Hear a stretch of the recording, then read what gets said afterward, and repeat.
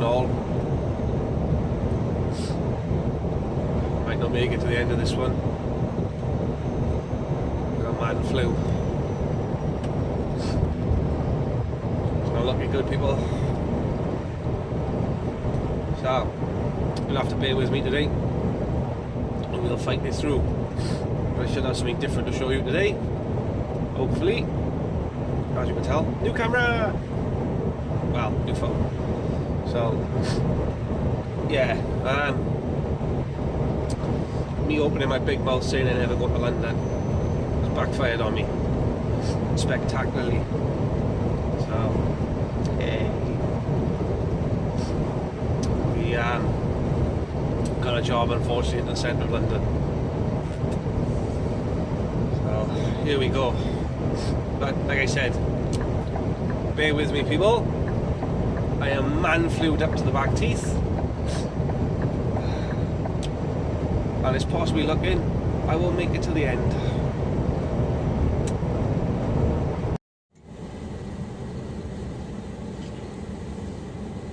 Whoops.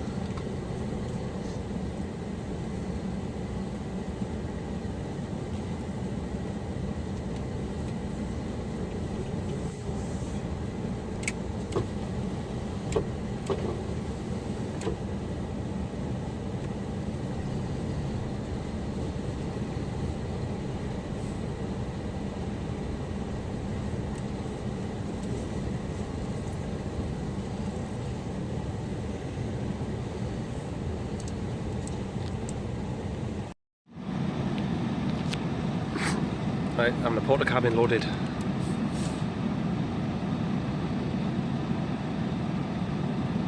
Don't really need to do anything, these boys will pretty much sort it all out.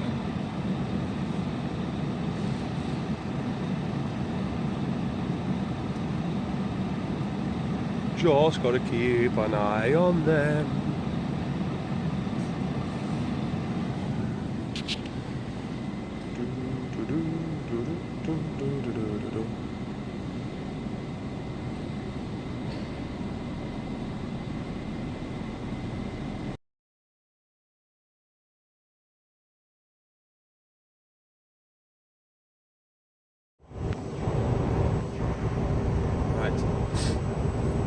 Yeah, just loaded a porta cabin. Oh, what do they call them? A modular building? Modular? Yeah, modular building. Sorry about the sniffing, I can't do nothing about it. We're on the bright side, no big shiny light by here. So, yeah, we're going into a place which I know, unfortunately, called Elephant and Castle in London. And it's not really somewhere I want to be going. Even I'm in the car, I don't really want to be going there. But so this might be a bit of a long video with a lot of driving in it, just to try and explain to you. We are under a movement order, so we got to operate under certain laws and regulations. Movement order.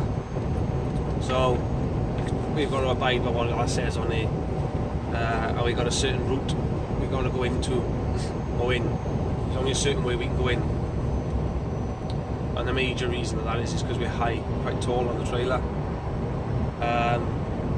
We're not wide and we're not heavy or nothing, but it's 15'9", and that's high really for London. You don't want to be going into London with anything higher than a 4 metre.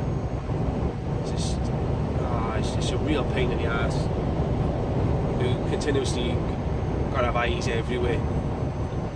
So I've only got about I don't know, probably 6-inch overhang either side, which is nothing really. But going into London is a massive pain in the backside, because the stupidity in there is just unbelievable, and the worst one, cyclists.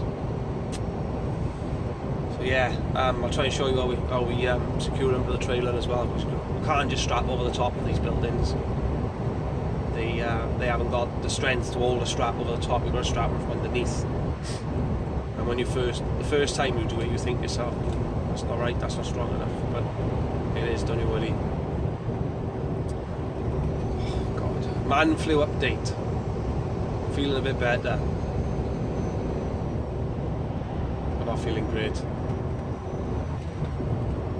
Packed up last night and had best part of 14 hours sleep. Just completely, well, just slipped into a coma, I think. And yesterday taking the sheet off, oh god, that was painful. Very painful. So, right then, I'll what's going on? Everybody's slowing down. Keep going. I shall leave you be for a minute. I'll show you a building actually, because I got my colleague is with me, who's in front of me. So we'll see her now. Right, that's the building I got on back of me, or similar. This he got an end part of the building, I've got the middle part. They're just modular buildings, that's all. So there's no no major problems. It's just they're very high.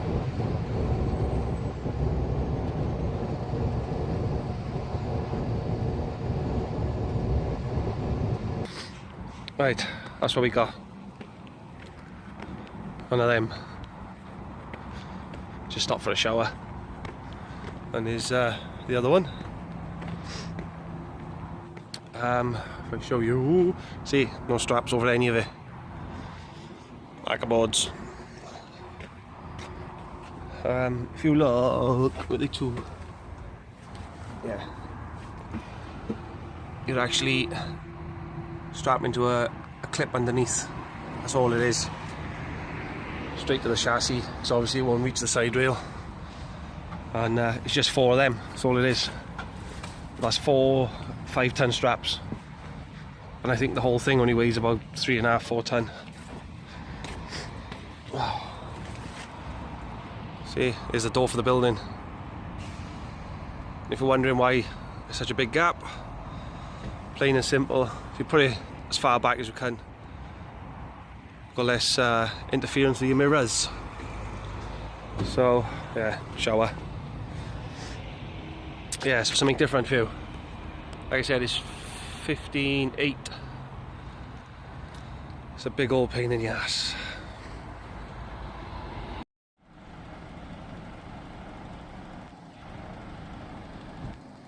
Right, morning campers. Right, we unfortunately had to park up in services last night. We've got to go in early this morning. But because it's darkness, we've got to have marker lights. So we've just had to stick them on. Don't need them in the daytime. Look at that. Rats everywhere in here. Jesus Christ. This is Cobham Services. It's only been here about a 12 month, if that. Yeah, so because it's darkness, we've got to have the marker lights. Don't need them in the daytime, just night time. That's what it states on the movement order.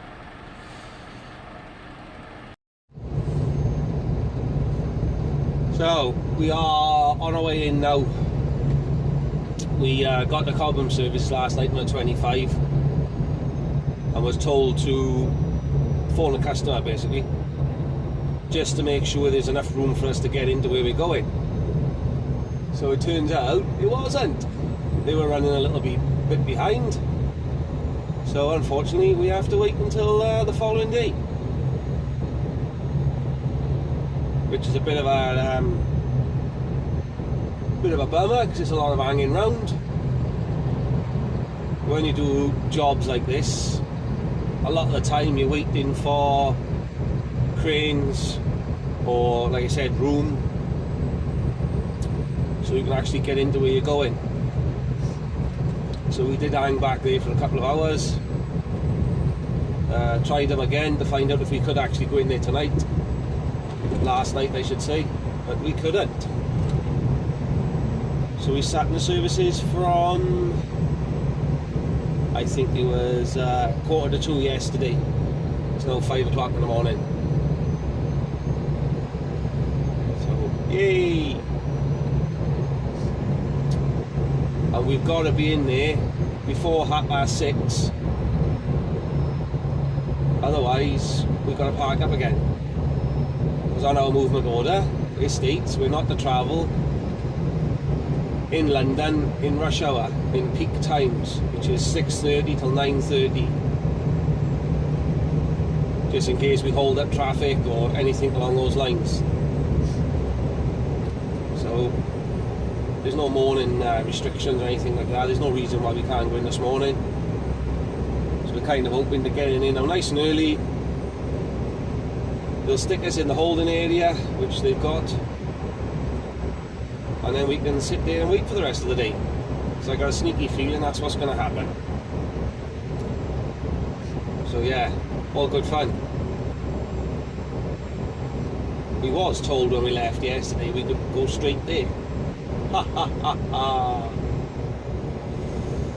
No, it's not gonna happen. But it is what it is. It's just the joy of the job. So we got an hour and a half just to quietly make our way in. No problems, a bit of luck, and we'll go straight in. There's a good thing about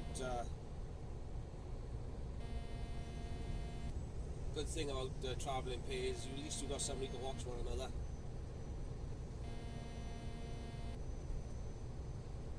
Alright, speaking of it.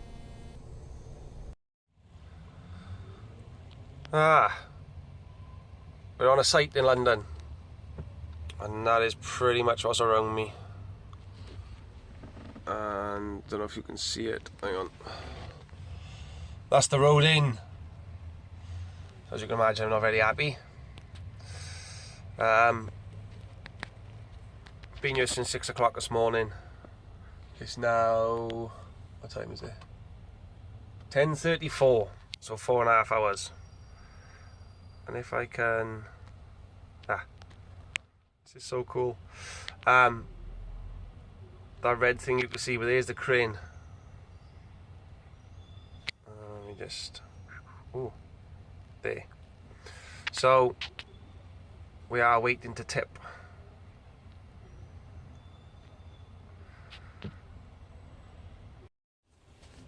Yeah, so waiting to tip.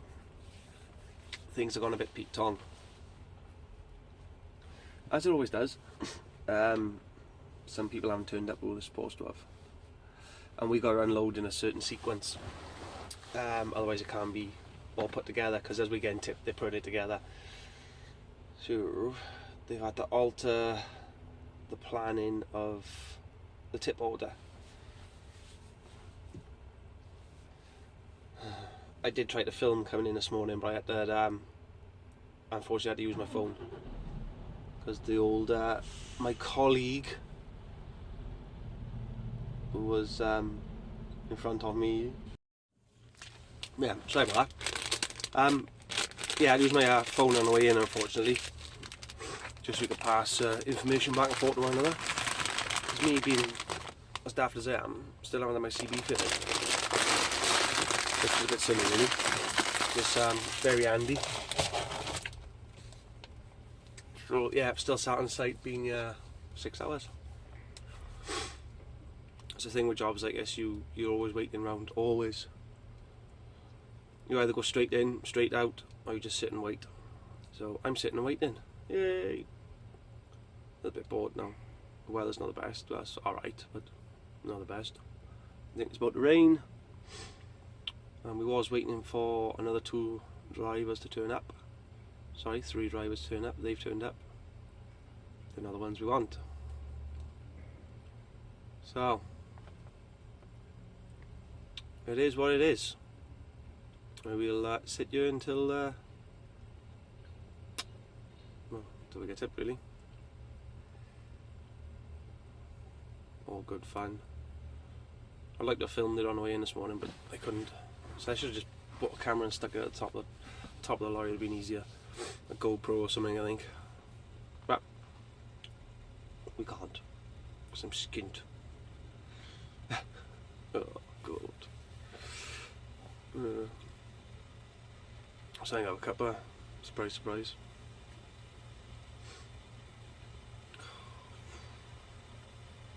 Three days to do this job.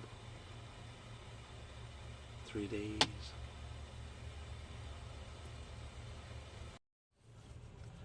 Alright, I'm bored still, so I will quickly run through something for you. I'm under a movement order, which I said earlier. One of them. No. Right.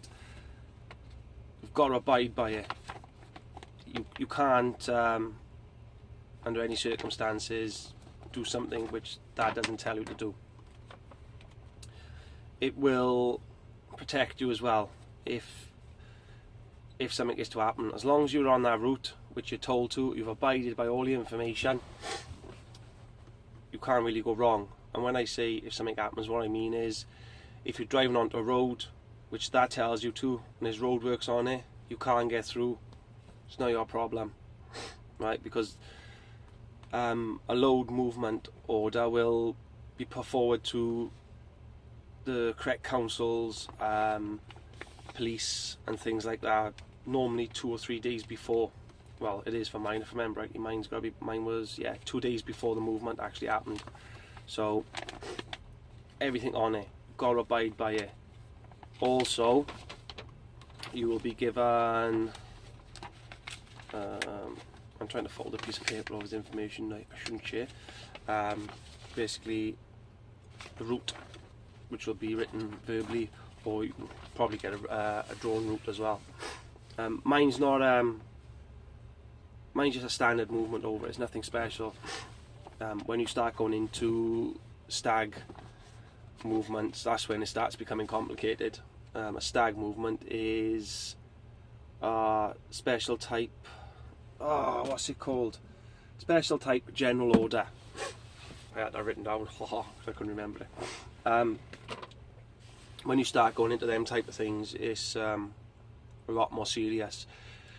More stag orders will be for overweight, which exceeds 44 tonne, anything up to 80 tonne, 150, 300 tonne, and obviously widths and heights. So yeah, so some of them got a lot of information to take in. That's when you got to start having police escorts, road closures, and a lot of them movements will be put in to the relevant areas weeks in advance, sometimes months. And the reason they do it is for safety of the route, because they don't want to cause any problems for wherever you're going. Like I said, if you go down a road, there's roadworks there, so they'll put a movement order in.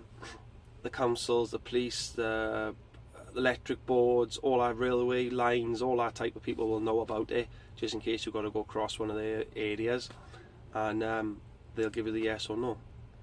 So yeah, mine's nothing major. It's mainly because it's London. It's a pain in the ass, and you only got to have something hanging off the trailer a millimetre in London, and everybody wants to know about it. But this is down to like cyclists, pedestrians, morons, and all that type of stuff. But yeah, you can't deviate off a movement order under any circumstances, none whatsoever. When me and my friend stopped, we went through the route ourselves just to double check it. I'm not saying that the people who agreed the route are wrong, but I want to know for myself, because there was one bridge I had questioned, but no problems. Even though I went up to the bridge and we did kind of go, ooh, we set the warning off, we went under, no problem, took our time, nice and slow, job's done. So yeah, it'll cover your ass quite severely, but you cannot deviate off it under any circumstances, and you need to check things like your movement over covers the width or the height or the weight of your vehicle. If it doesn't and you get stopped, something happens, you're in a lot of trouble. Big trouble as well. Yeah, but just got to abide by that movement order, because Mr. Policeman will throw the book at you, then Mr. Traffic Commissioner will throw his book at you, and he got a big book. So yeah, my movement order actually covers me for overall width of 2.9 meters, a length of 18.6 meters long and a weight of 80 tons. Port Cameron's only about 4 ton. So yeah, but yeah, so what was it? Hang on one second. Oh, so I tell a lie actually. I'm actually covered for a 4 meter wide load and 25 meters in length. That's what this covers me for. Like I said, this is down because I'm in London. What I got on by, I don't really need a movement order for. It's just a case of, it's precaution really. You have an accident in London, it just causes so many problems. So yeah, I think it's pretty much. I'm not going to go into detail on it because it can be quite complicated, quite confusing. I don't really deal with a lot of this type of stuff. I never really have, but I'm confident enough to know enough about it to make sure I'm going to be okay. When I say okay, as in legal. They can't pull the wool over my eyes, as they say. So yeah, I'm still waiting. I think this video is going to be a long one of me moaning. No, not moaning, it is what it is. Can't drink any more coffee, that's for sure. So, in general, abide by your movement order, no matter how trivial you think it is. If you are to go, say for instance, down the road there's a width restriction or there's a height restriction and you pull up to it, it's not your fault, because the relevant people should have already recce'd the route, gone through it to make sure it is safe. Some of the other drivers who've come here went down a different route to the way we've come in. Why? I don't know. And I'd be fair, I questioned that route quite a lot, quite severely I questioned that route. But it's the way the councils and the authorities warn you to go, so you just got to go that way. Nothing you can do about it. You can argue with them blue in the face. Don't matter. If that's the way, that's the way they want you to go, you've got to go that way. So yeah, that's about it.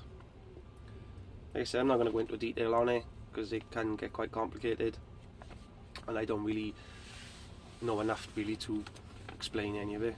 I'm not willing to say, you know, this is what you've got to do. But yeah, yeah, that's about it really.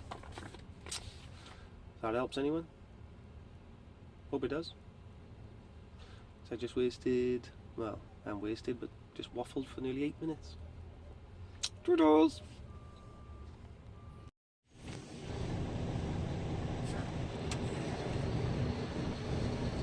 9 hours later.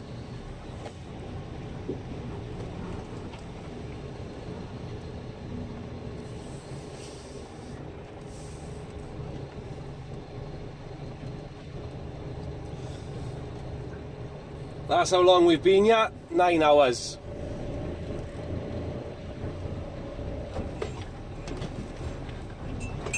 And now we can go in and get tipped.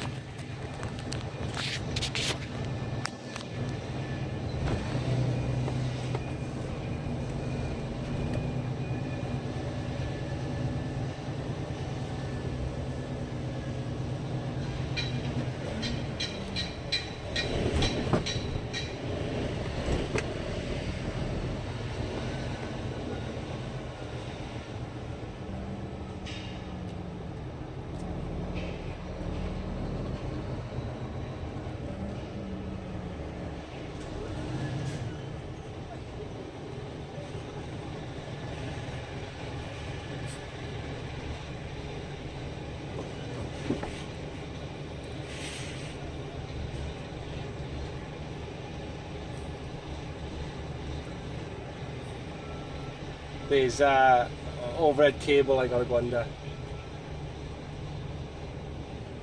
But fair play to the old lovely lady who's the one in charge.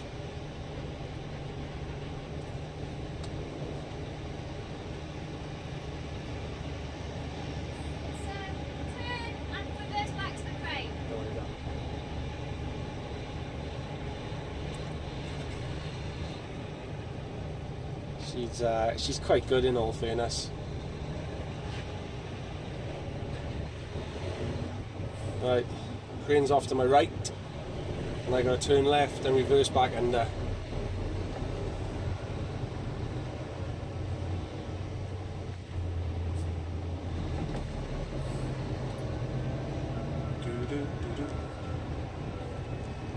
I've been here 9 hours. And they got 45 minutes now to get us the last two off a bit quick, which makes me giggle, but it is what it is.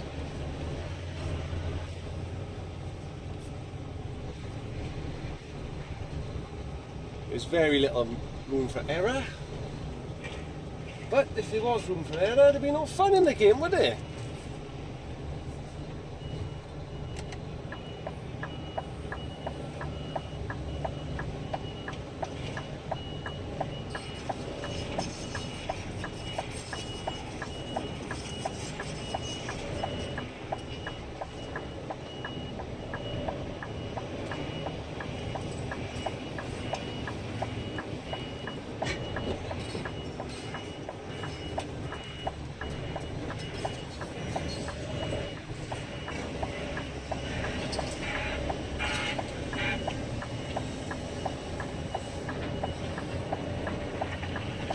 So when you're reversing back on sites like this, you'll have banksmen everywhere.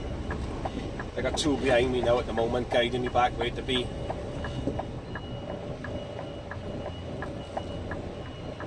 If you're ever wondering which one to listen to, the one that tells you to say stop first.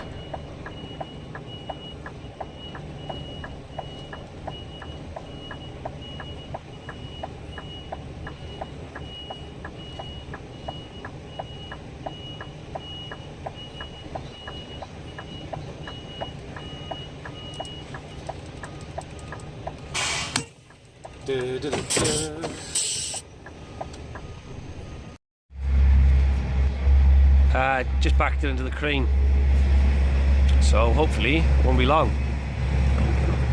That building there, that one, took all the steel into that place for the foundations.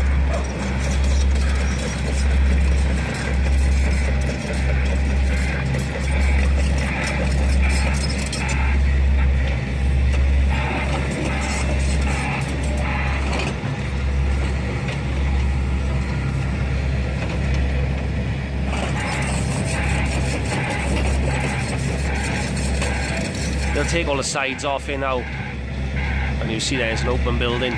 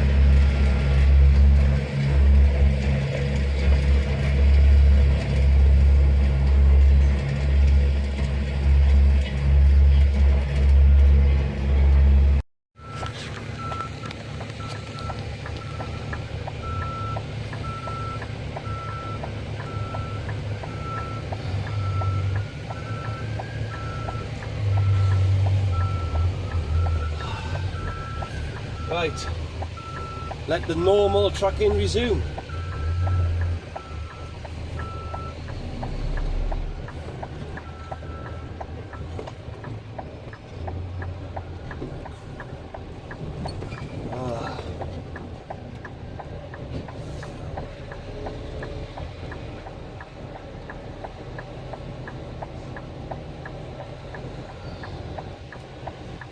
Right, they got 25 minutes to get my friend done by here now a bit quick. And don't bother with the walkways, people, you just walk in the middle of the road.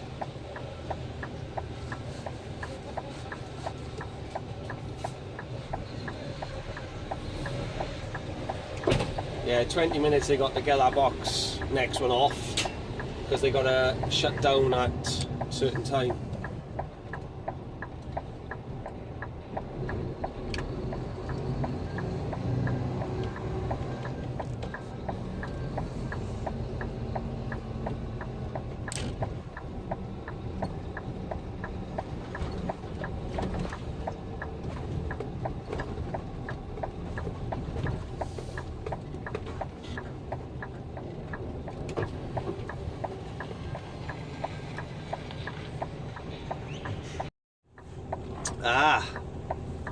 So 5:15.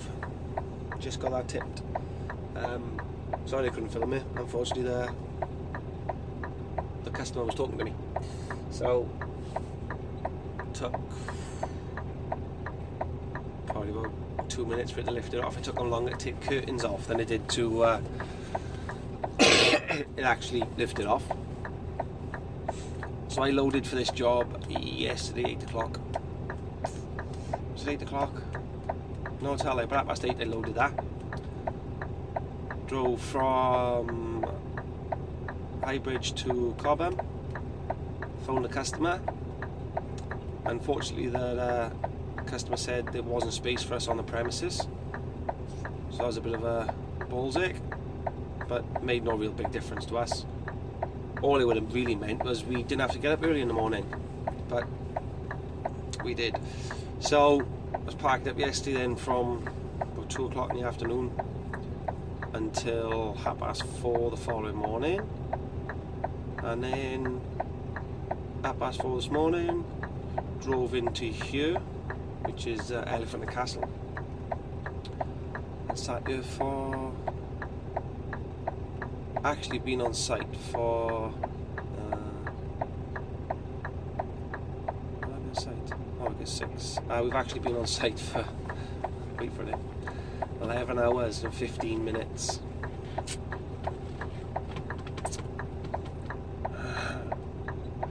Pulled into the waiting area, which is where I am now. I don't know if you can see it. Waiting area. Then they moved us around to the back, which is another waiting area, and that is where we stayed. So it's taken me 8, 24, 36, nearly the best part of 40 hours to do this one job. But it's the nature of the job, unfortunately. It shouldn't have happened, but it had. But that's the circumstances which are out of my control. I got nothing to deal with. Slight mix-up. Actually, it was their mistake, not ours. So I'm done. I'm going to go from here across to Rochester, pick a load of timber up, ready for the morning, go straight back to South Wales. My day done. But it's a long day. You can't predict this kind of work, you just can't. If the weather's bad, the crane might not be able to lift. You know, if you have an accident coming into somewhere into London, you might be delayed, meaning you miss the booking slot, so therefore they can't tip you. And yeah, bit of a bummer this one. So I'll try and chuck this all together because it's a bit higgledy-piggledy, and see what you make of it. So have a nice evening, people. I gotta go to London now in rush hour traffic. That's what's bugging me more than anything. I'm only about 25 mile away from where I need to be. It's probably going to take me an hour and a half, possibly 2 hours. Yay, London! That's all, folks. Ah, crying out loud.